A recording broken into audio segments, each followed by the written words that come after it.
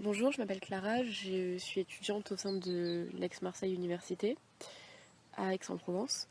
J'ai 20 ans et je termine actuellement ma deuxième année. Je suis sur le chantier de CUM pour une durée de 6 semaines grâce à l'intervention de Laetitia Cavassa. Je n'effectue pas ici mon premier stage. J'ai déjà pratiqué l'archéologie de terrain à partir de mes 15 ans dans des stages avec le centre Camille Jullian. Et plus récemment, l'année dernière, entre la licence 1 et la licence 2, sur la fouille de l'habitat de hauteur de Sainte-Candie, à Roquebrune-sur-Argens, près de Fréjus. Cependant, c'est mon premier stage à l'étranger. Et je n'ai pas de problème avec la langue. Je parle italien de façon relativement correcte. Donc je n'ai pas de souci à me faire comprendre et à comprendre la plupart des directives, notamment en fouille. Et si ce n'est pas le cas, nous avons beaucoup de personnes pratiquant italien et français sur le chantier qui peuvent traduire en cas de problème majeur de compréhension. Alors, le chantier a démarré depuis seulement 2 jours, donc je ne peux pas dire beaucoup de choses pour l'instant sur le déroulé des fouilles.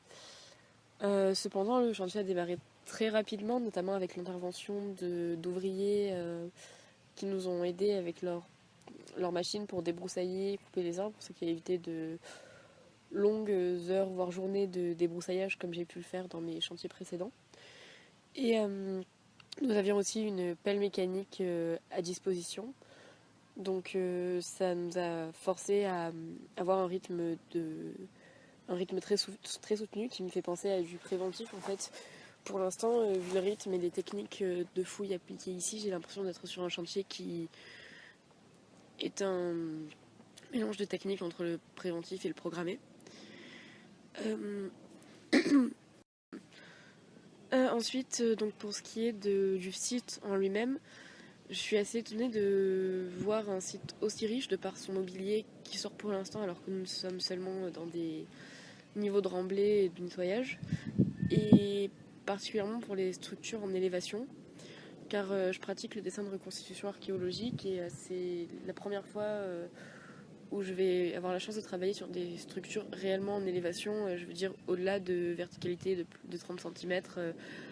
Et à partir de plans, je vais vraiment pouvoir visualiser les structures et ce sera un projet intéressant, je pense, pour la continuité de mes recherches en amateur sur la reconstitution artistique des sites archéologiques.